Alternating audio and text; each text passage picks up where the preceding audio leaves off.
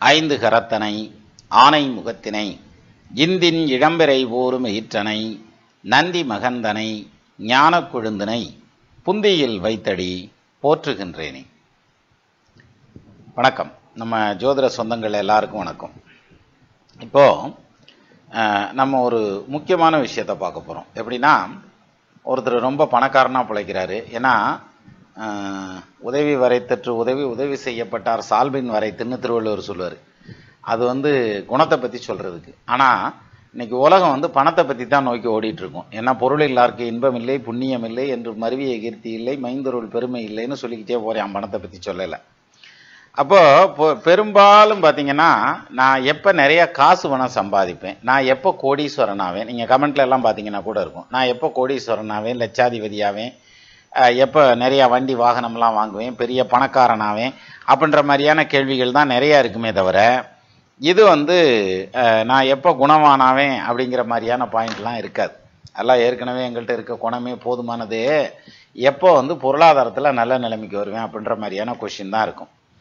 இப்போ ஒருத்தர் பணத்தில் ஜெயிப்பனா அப்படின்னு கேட்குறாங்கன்னு வச்சுக்கோங்களேன். நான் சொந்த தொழில் பண்ணி பெரிய லெவலில் வருவேனா, 10 பேருக்கு வேலை கொடுக்குற மாதிரி வருவேனா, 4 பேருக்கு உதவி செய்கிற மாதிரி வருவேனா, அல்லது எங்கள் ஊர்லேயே பெரிய அளவில் வசதி வாய்ப்பாக இருக்கிற மாதிரி வருவேனா, இது மாதிரி நிறைய கொஷின் நிறைய பேஸில் வரும். என் சொந்த வந்ததுக்கு முன்னால் நான் வாழ்ந்து காமிக்கணும், பொழைச்சி காமிக்கணும். அப்போது இந்த வசதி வாய்ப்பு அப்படிங்கிறது எதை வச்சு சார் எடுக்கிறோம்? நான் ஒருத்தன்ட்ட இருக்கக்கூடிய நிறைய பொருளாதாரம், கையில் வச்சுருக்க சர்க்குலேஷன் கேபிட்டல், அப்புறம் அவன்கிட்ட இருக்க நகை நட்டு போக்குவரத்து, அசையும் பொருட்கள், அப்புறம் அசையா பொருட்கள்னு சொல்லக்கூடிய சொத்து பத்துக்கள், இந்த மாதிரியான விஷயங்களை வச்சு சொல்கிறோம். இதில் இந்த சொத்து பத்துக்கள்ங்கிறது எல்லாமே தனித்தனியாக பிரிச்சிடுறான். நகை நட்டு நிறையா சேரணும்னா 3ஆம் இடம் ஸ்ட்ராங்காக இருக்கணும், அதே மாதிரி சொத்து பத்து நிறையா சேரணும்னா 4ஆம் இடம் ஸ்ட்ராங்காக இருக்கணும், வீடு வாசல் நல்லா பண்ணணும்னா சுக்கிரன் ஸ்ட்ராங்காக இருக்கணும், இப்படி தனித்தனியாக பிரிச்சிடுறாங்க. ஆனால் ஜென்ரலாக வசதி வாய்ப்பாக பிழைக்கிறது அப்படிங்கிறது இது எல்லாம் உள்ளடக்கியது தான் இல்லையா? இப்போ சொத்து அப்படின்னு எடுத்துக்கிட்டா, வாகனத்தானத்தாதி மருவு மனைக்கு ஒரு 10ஆம் இடத்தோன் ஏக வீட்டு கிரைவனை கூடில் போகவான் வெகு பூமிக்கு அரசனே அப்படின்றான். எப்படி வாகன ஸ்தானாதிபதினு சொல்லக்கூடிய 4ஆம் இடத்ததிபதி எங்கே உட்காந்துருக்காரோ அந்த அந்த உட்கார்ந்துருக்க வீடு கொடுத்த ஸ்தானாதிபதி லக்னாதிபதியோடு சேர்ந்துட்டார்னா அவனுக்கு நிறைய பூமி போக்குவரத்து கிடைக்கும், சொத்து சோகம் கிடைக்கும் அப்படின்னு ஒரு கவி சொல்லுது. வாகனத்தானத்தாதி மருவு மனைக்கு ஒரு 10ஆம் இடத்தோன் ஏக வீட்டு கிரைவனை கூடி, லக்னாதிபதியோட யார் சேரணும்? 4ஆம் இடத்ததிபதி எங்கே போய் உட்காந்துருக்காரோ அந்த வீட்டதிபதி சேரணும். அப்படி சேர்ந்துட்டா போகவான் வெகு பூமிக்கு அரசனே அப்படின்ற அப்படி சொத்து பத்தை பற்றி சொல்கிறாங்க, வண்டி வாகனத்தை பற்றி ஒரு அமைப்பில் சொல்லுது, நகனட்டை பற்றி சொல்லுது, சோசியல் ஸ்டேட்டஸை பற்றி சொல்லுது, இப்படிலாம் நிறையா இருக்குது. அப்போது ஒருத்தருக்கு கொடுத்து கேட்குறாரு, இந்த மாதிரி வாழ்க்கையில் பொருளாதாரத்தில் நான் வெற்றி அடைவேனா அப்படிங்கிறத எப்படி எடுத்துக்கிறது அப்படின்னா, இதை ஒரு 2-3 பேராமீட்டர் வச்சு எடுத்துக்கலாம். அதாவது ஒரு ஜாதகம் பொருளாதாரத்தில் ஜெயிக்கும் ஜெயிக்காதுங்கிறது எப்படின்னா, முதல்ல எடுத்துக்கிறதுங்கிறது தனகாரகன் குரு. தனகாரகன் யார் சார்? குரு சார். அதனால தான் பிள்ளைகளை குறிக்கிறதும் குரு தான். அதனால தான் பிள்ளை செல்வம் அப்படின்னு அதையும் ஒரு செல்வமாக சொன்னான். அப்போ ஒரு பக்கம் செல்வத்தை குறிக்கக்கூடியது, தனத்தை குறிக்கக்கூடியதுங்கிறது அந்த குரு. அப்போது ஒரு ஜாதகத்தில் பேசிக் பாயிண்ட் குரு கிடக்கூடாது.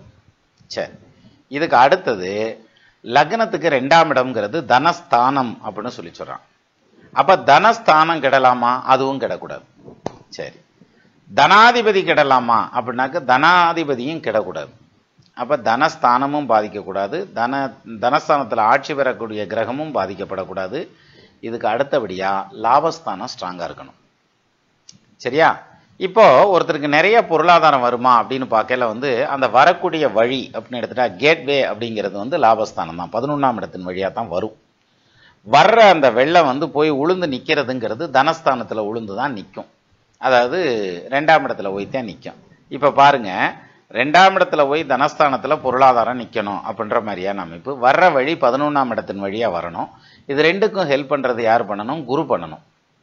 இப்போ பாருங்க சார், குரு ஒரு ஜாதகத்தில் ஸ்ட்ராங்காக இருந்து, 2ஆம் இடத்ததிபதி ஸ்ட்ராங்காக இருந்து, 11ஆம் இடத்ததிபதி ஸ்ட்ராங்காக இருந்து, 2ஆம் இடமும் 11ஆம் இடமும் கெடாமல் இருந்து இந்த செட்டப்பில் இருந்துச்சுன்னா அவன் மிகப்பெரிய கோடீஸ்வரன். சரியா?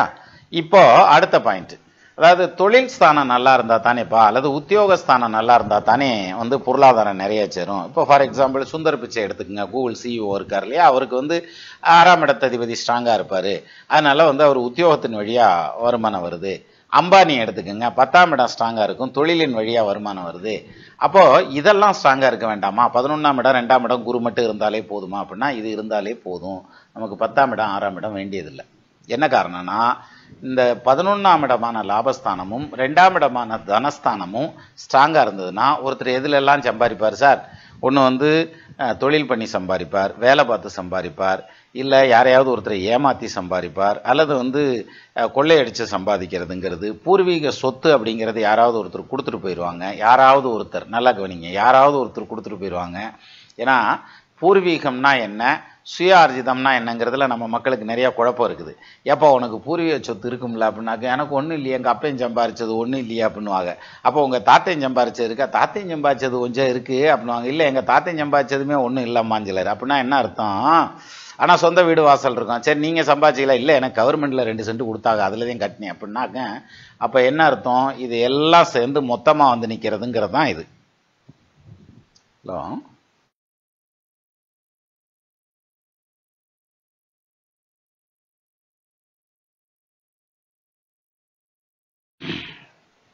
அப்போ தனஸ்தானம் அப்படிங்கிறது பார்த்தீங்கன்னா இந்த 2ஆம் இடம் 11ஆம் இடம் இது அந்த பூர்வீகத்தை பற்றி பேசியிருந்தோம். அதாவது பூர்வீகம் அப்படிங்கிறது ஒருத்தர் சம்பாரிச்சு அவருக்கு வர்றதுங்கிறது சுயார்ஜிதம். அவர் சம்பாதிக்காம எந்த விதத்தில் வந்தாலும் பூர்வீகம் சார். அது கவர்மெண்ட்ல கொடுத்தாலும் சரி, அண்ணன் தம்பி கொடுத்தாலும் சரி, அக்கா தங்கச்சி கொடுத்தாலும் சரி, தாத்தையும் பாட்டையும் கொடுத்தாலும் சரி, அல்லது மாமை மச்சனையும் கொடுத்தாலும் சரி, அல்லது வாரிசு இல்லாத சொத்தை ஒருத்தன் பெல்ல எழுதி வச்சுட்டு போயிட்டாலும் சரி, கீழே கடந்து எடுத்தாலும் சரி, லாட்டரி சீட்டில் கிடைச்சாலும் சரி, இது அத்தனையும் உழைப்பு இல்லாமல் வரக்கூடியது இல்லையா? இப்படி உழைப்பு இல்லாமல் வரக்கூடிய அத்தனையும் பூர்வீகம் தான். உழைச்சு சம்பாதிக்கிறதுங்கிறது சுயார்ஜிதம். அப்போ இந்த பூர்வீகத்தின் வழியா ஒருத்தர் ரொம்ப சாதாரணமான ஒரு நிலையில இருப்பார். நம்ம பழைய காலங்களில் கேள்விப்பட்டிருப்போமே, நிறைய படத்துல எல்லாம் கூட பார்த்துருப்போம்ல. அதாவது ரொம்ப சாதாரணமான ஒரு நிலையில இருக்கிற ஒரு சாதாரண மனிதனை ஒரு யானை போய் மாலை ஓட்டதும் அப்படியே அரசன் ஆயிடுவான், உடனே அரசனா மாறிடுவான் இல்லையா? அப்படி வித்தின் ஃபிராக்ஷன் ஆஃப் செகண்ட்ல ஒரு மிகப்பெரிய ஆளாகிறதுங்கிறது உண்டு. அந்த காலத்துல அப்படி நடந்தது. இந்த காலத்துல அப்படிலாம் நடக்காது பாப்புனாக்க. ஏன் நடக்காது?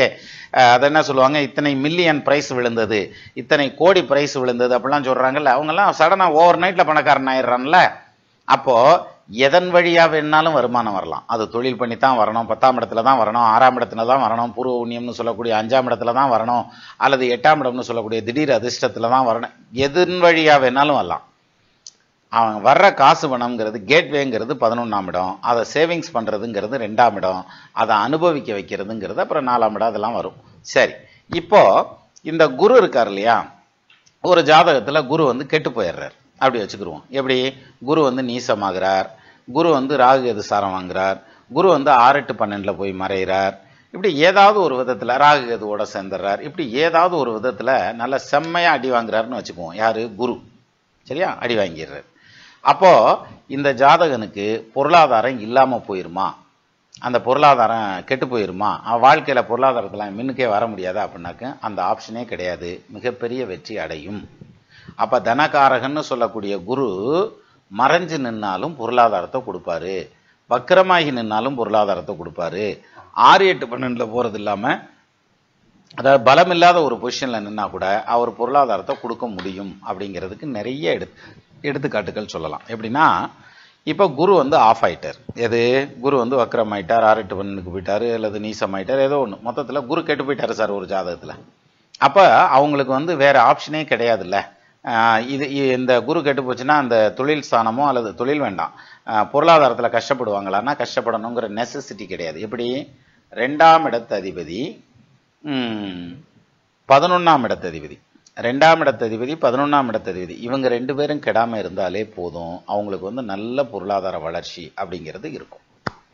அப்ப குரு கெட்டிருந்தா பரவாயில்லையா அப்படின்னாக்கும், குருவும் நல்லா இருந்தா இன்னும் பிரம்மாண்டமான வளர்ச்சியா இருக்கும். குரு கெட்டு போனதுனால ரொம்ப கெட்டு போயிடுவாங்க, அண்ணாடுங்காட்சியா இருப்பேன் அப்படின்லாம் அர்த்தம் கிடையாது. அதெல்லாம் இல்லை. மிகப்பெரிய பணக்காரனா இருக்கிறவனும் உண்டு. எது? குரு பாதிக்கப்பட்டு 2ஆம் இடம் 11ஆம் இடம் ஸ்ட்ராங்கா இருந்ததுன்னா. சரி, சிலருக்கு பார்த்தீங்கன்னா 2ஆம் இடத்துல பாவகிரகம் இருக்கும். ஒரு எடுத்துக்காட்டா சனி இருக்காரு 2ல ராகு இருக்கிறாரு, 2ல கேது இருக்காரு அப்படின்னாக்க, அப்ப அவங்களும் பொருளாதாரத்துக்கு கஷ்டப்படுவாங்களா அப்படின்னாக்க அப்படி இல்லை. அதாவது 2ல ஒரு உச்சம் பெற்ற கிரகம் இருந்து நிறைய பொருளாதாரம் இருந்தாலும் அவன் வயிறு நிறைய சோறு திங்காம புள்ள குட்டிகளுக்கு நல்ல விதமாக பார்க்காம பிடிக்காம யாருக்கு எண்ணமும் கொடுக்காம உலோபியாக இருக்கக்கூடிய எத்தனையோ ஜாதகங்கள் உண்டு. அப்படி ஒரு ஜாதகத்தை கூட நம்ம சேனலில் நம்ம முன்னமே எடுத்துக்காட்டு போட்டிருக்கோம். அதாவது தயவுடன் தனஸ்தானாதி தனஸ்தானத்திலேயே ஆட்சியாக கோனேதான் குமரனுக்கு கோலயத்தில் தனமிருந்தும் மானேதான் மக்கள் பெண்டிர் மடிநிரம்ப உண்ணாமற் 15 செய்வான் வீணேதான் போகருட கடாட்சத்தாலே விதமாக புலிப்பானி உரைக்க கிளன்றார். அப்படின்னா என்ன அர்த்தம் அப்படின்னா, ரெண்டாம் இடத்த அதிபதி ஆட்சி பெற்ற நிலையில நின்றுச்சுன்னா அவனுக்கு நிறைய பொருளாதாரம் இருக்கும். கோனேதான் அப்படின்றான். கோன்னா அரசன் இல்லையா, பெரிய பொருளாதாரம் இருக்குமா. பரப்புயர நீர் உயரும், நீர் உயர நெல் உயரும், நெல் உயர குடி உயரும், குடி உயர கோன் உயரும். இப்போ கோன்னா அரசன். அவ்வளவு பொருளாதாரம் இருந்தாலும் மனசு முழுசா சாப்பிட மாட்டாங்க. பார்த்திருக்கீங்களா? அதாவது கத்திரிக்காய் விளையிறவன் வீட்டில் சொத்த கத்திரிக்காயில தான் குழம்பு வைப்பான்னு சொல்லுவாங்க. அது விவசாயி வீட்டில் கேட்டு பார்த்தீங்கன்னா தெரியும். அதே மாதிரி தக்காளி பழம் விளையிறவன்ட்ட பார்த்தீங்கன்னா உடஞ்ச தக்காளியில தான் ரசம் வைப்பாங்க. நல்ல தக்காளியெல்லாம் மார்க்கெட்டுக்கு போயிடும். சரி, அப்போ இந்த பொசிஷன், அதாவது இந்த பணம் இருக்குங்கிறதுனால அவங்க அனுபவிச்சிருவாங்கன்னு சொல்ல முடியாது. அப்போ 2ல் பாவகிரகம் இருந்துச்சுன்னா பணம் இருந்தாலும் இல்லாட்டினாலும் கஞ்சத்தனமாக இருப்பேன் அல்லது கஷ்டப்படுவேன் அப்படின்ற மாதிரியான அமைப்பில் எடுத்துக்கலாமா அப்படின்னா அப்படியும் எடுத்துக்க முடியாது. 2ல் பாவகிரகம் இருக்கிறவன் கஷ்டமும் படுவான், 2ல் பாவகிரகம் இருக்க இன்னொருத்தன் நல்லாவும் இருப்பான். அப்போ இங்க குரு மட்டும் ஸ்ட்ராங்கா இருந்தா போதும். இப்ப நம்ம ரொம்ப குழப்பிக்க வேண்டாம். 2ஆம் இடம் கெட்டு போச்சுன்னு வச்சுக்கிருவோமே, குரு தனகாரகனாகி அவர் ஸ்ட்ராங்கா இருந்தா அப்பையும் பொருளாதாரம் நல்லா வரும். ஸோ இதிலிருந்து நாம் தெரிந்து கொள்ள வேண்டியது என்ன அப்படின்னா, இந்த ஒரு 4-5 பேராமீட்டர் இருக்கு சார். எது? 2ஆம் இடம், 11ஆம் இடம், குரு, இந்த 3 பேரும் சேர்ந்து பிரமாதமா செட் ஆயிட்டாங்கன்னா அவன் தான் யோகக்காரன், பெரிய பணக்காரன், அவன் காசு வனத்துக்கு அழிவே இருக்காது. இன்னொன்று சொல்றேன், 2-11க்கு அதிபதி ஒன்று சேர்ந்துட்டாங்க அல்லது மியூச்சுவல் ஆஸ்பெக்ட்ஸில் பார்த்துட்டாங்கன்னு வச்சுங்களேன், வாழ்க்கையில் அவன் தோக்கவே மாட்டான் சார். கண்டிப்பாக ஒரு நாள் இல்லாட்டி ஒரு நாள் ஜெயிச்சிருவான். எது? 11-2க்கும் உடையோர்கள் பலமான பரிவர்த்தனை ஏகினும் விதியொன்று திரிகோணகேந்திரத்துரினும் தம் விடிகூறி உயர்வாகினும் குதிகொண்ட தனுமீனில் உதனன் சனியுமேவ குளிர்கும்ப மகரந்தனின் எதிர்கொண்டு மற்றோர்களுரினும் தனத்தன இணையான தனயோகன் என்றான். அப்போ பெரிய தனவான்களுக்கு இணையான தனயோகனா நிற்பான்னு சொல்லுன்றான். 11-2க்கும் உடையோர்கள் 11ஆம் இடத்ததிபதியும் 2ஆம் இடத்ததிபதியும் டச் ஆச்சுன்னா அப்பேற்பட்ட யோகம் சார். சரியா?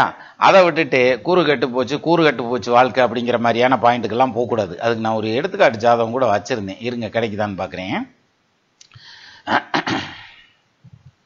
கப்பா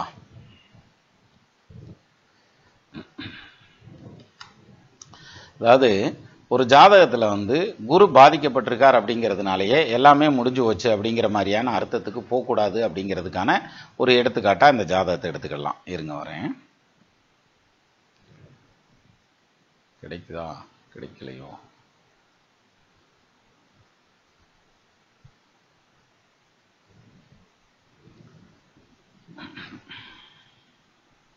எடுத்து வைக்கல, இந்த பார்ப்போம்.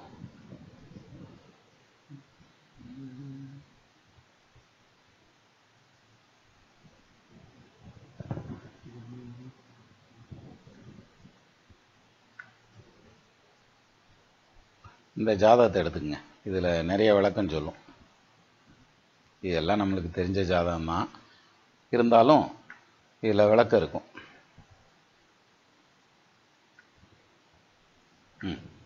போதும்.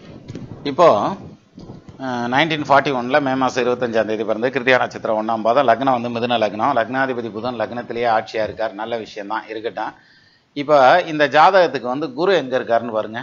12ஆம் இடத்தில் போய்விட்டார். ரைட், போயிட்டு போறார். அப்போ 12ஆம் இடத்தில் மறைந்து விட்டார். அதாவது ஜோதிடத்தின்படி எடுத்துக்கிட்டோம்னா ரூல்ஸ் படி 12ல் குரு இருக்கிறது மறைவு தான் அப்படின்னு எடுத்துக்குவாங்க. பட் நம்ம எப்படி எடுத்துக்கிறோம் அப்படின்னா, 12ஆம் இடத்துல 12ஆம் இடத்ததிபதியான சுக்கிரன் ஆட்சியாகி நின்று அவரோட குரு சேர்றதுங்கிறதுனால அது வேற மாதிரியான யோகம். அது 2-3 விதமான யோகம் சொல்லலாம். கிட்டத்தட்ட 5-6 பாடல்கள் இதுக்கே உண்டு. அதனால அது இருக்கட்டும். அதாவது குரு சுக்கிரனோடையும் சூரியனோடையும் சேர்ந்திருக்கா, ஒரு பாடல் மட்டும் பார்த்துருவோம். குரு சுக்கிரனோடையும் சூரியனோடையும் சேர்ந்திருக்கா. இப்போ பாருங்க, குணமுள்ள குரு 2 கோள்களுடன் பலவானாகி, குரு 2 கோளை சேர்ந்து நிற்கணும். அதில் ஒரு கோள் பலவானாகவும் நிற்கணும். எது? இங்கே 2 கோளை சேர்ந்து நிற்கிறாரு, சூரியனையும் சுக்கிரனையும் சேர்ந்து நிற்கிறார். அதில் சுக்கிரன் ஆட்சியாக இருக்காரு சார். குணமுள்ள குரு 2 கோள்களுடன் பலவானாகி நினமுள்ள ஒரு ராசிக்குள் நின்றுமே ஆட்சி உச்சம். ஒன்று ஆட்சியாக இருக்கணும், இல்லாட்டி உச்சமாக இருக்கணும், தான் பலவான். நின்றுமே ஆட்சி உச்சம் மனமுள்ள வாகனாதி மன்னவன் ஆவான்கானேங்கிறான். ரொம்ப நல்லா பிழைப்பாங்கிறான் சார். இங்கே அந்த பாயிண்ட்லாம் ஒர்க் அவுட் ஆகும். இது மாதிரி நிறைய பாடல்கள் சொல்லலாம், அது இருக்கட்டும். இப்போ பாருங்க, நம்ம பார்த்த பாயிண்ட்டுக்கு இருக்கும். இப்போ 2ஆம் பாவாதிபதி யாரு? இந்த இதுக்கு தனாதிபதிங்கிறது சந்திரன். சரி, லாபாதிபதி யாரு? லாபாதிபதி வந்து செவ்வாய். இப்ப பாருங்க, செவ்வாயும் சனியும் பரிவர்த்தனையில் இருக்காங்களா? அப்ப சனி வந்து கும்பத்துக்கு வந்துருவார், செவ்வாய் வந்து 11ஆம் இடத்துக்கு போயிடுவார். இப்போ செவ்வாய் கனெக்டட் வித் சந்திரன். கரெக்டா? இந்த பாயிண்ட் கிளியரா? அப்போ செவ்வாயும் சந்திரனும் சேர்ந்து நிக்குது எதுல? மேஷத்துல. சந்திரன் 2க்கு அதிபதி, 11க்கு அதிபதி செவ்வாய். இவங்க 2 பேரும் சேர்ந்து நிக்கல. இப்பத்தான் சொன்னேன், 11 2க்கும் உடையோர்கள் பலமான பரிவர்த்தனை இயக்கினும். அப்ப ஏதாவது ஒரு விதத்துல வந்து ஒரு பரிவர்த்தனையிலையோ ஒரு ஆட்சியிலையோ உட்காந்து இவங்க 2 பேரும் டச் ஆயிட்டா போதும் சார். டச் ஆயிட்டாங்க இங்க. இப்போ குருவை பத்தி பிரச்சனை இல்லை, குரு மறைஞ்சிருக்காருங்கிற மேட்டருக்கே போக வேண்டியதில்லை. நம்ம அது மறைவில்லைங்கிற ஆர்கியூமெண்ட்டுக்கும் போக வேண்டாம். இப்போ குருவை மொத்தமாவே விட்டுருவோம். இப்போ பாருங்க, சந்திரனும் சனியும் சேர்ந்திருக்கிறதுங்கிறது தனலாபாதிபதிகளுடைய சேர்க்கை அப்படிங்கிறது ரொம்ப பிரமாதமானது ஒரு சேர்க்கை. அது மட்டும் இல்ல, இதுக்கு 9ஆம் பாவாதிபதியோட பிளஸ்ஸிங்ஸ் இருக்குது. எது? சனீஸ்வரனோட பிளஸ்ஸிங்ஸ் இருக்கு. சனீஸ்வரன் கும்பத்துக்கு வந்து 3ஆம் பார்வையா பார்த்துருவார்.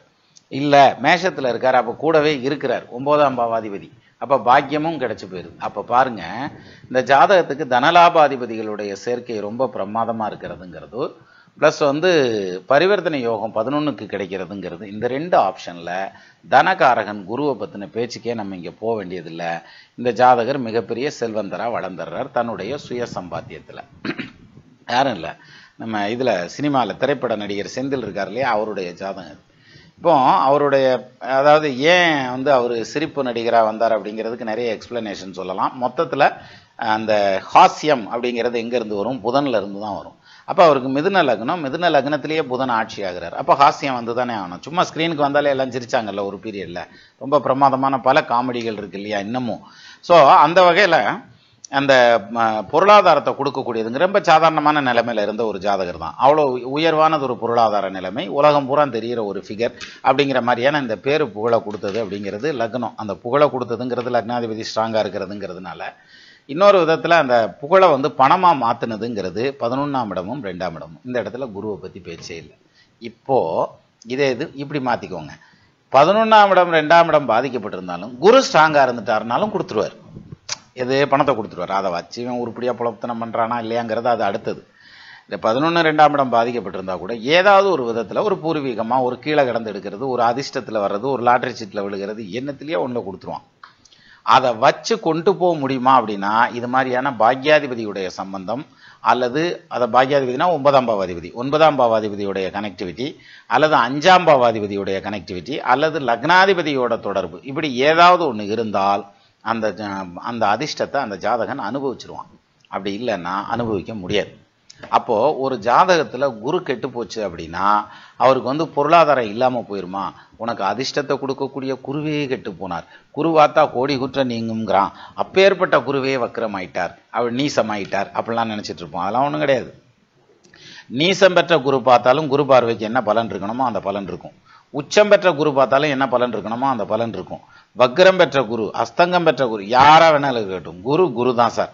அதாவது கெட்டாலும் மேன்மக்கள் மேன்மக்களே, சங்கு சுட்டாலும் வெண்மை தரும் அப்படின்னுவாங்கல்ல, அது மாதிரி குருவனுடைய இயல்பான குணம் நன்மையை மட்டும்தான் செய்யறது அப்படிம்பாங்க. அந்த வகையில நன்மைகளைத்தான் செய்யும் குரு பார்வை அப்படிங்கிற மாதிரியான அமைப்பு உண்டு.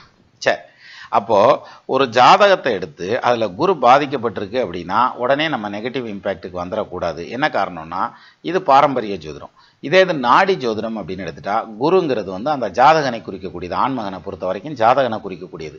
ஏன்னா அங்கதான் லக்னம் கிடையாது. அப்ப குரு வக்ரமாயிட்டால் அந்த ஜாதகனை கெடுத்துருமா அப்படின்னா அப்படிலாம் கெடுக்காது. குரு வக்ரமாயி ராகு இதோட கனெக்ட் ஆயிட்டா யோகமா இருக்கும். சரி, குரு நீசம் ஆயிட்டா கெடுத்து போடுமா? அது கெடுக்காம இருக்கிறதுக்கு வாய்ப்பு இருக்கு. குரு நீச்சபங்க ராஜயோகத்துக்கு போகலாம், அப்படி போச்சுனாலும் கெடுக்காது. சரியா? அப்ப நீ என்னதேன்னு சொல்ல வர்ற அப்படின்னு, சார் கெடுக்கணும்னு வந்தாச்சுன்னா கெடுக்கிறதுக்கான அமைப்பு உச்சம் பெற்றே காலி பண்ணிடுவார். எப்படி? குரு உச்சம், உடனே இந்த ஜாதகன் மிகப்பெரிய பேரும் புகழோடும் சந்தோஷத்தோடும் அன்போடும் அறிவோடும் எல்லாத்தோடும் வாழ்வாரா அப்படின்னாக்கா அவர் வந்து அந்துவே அலைவார். ஏன்டா அப்படின்னோம்னா, அது எங்க இருக்கு குரு உச்சம் என் ஜாதகத்துல அப்படின்னா, குரு எங்கிட்டா உச்சமா இருக்கு அப்படின்னாக்கா அது தனிச்ச நிலையில உச்சமாயிருக்கும். சரியா?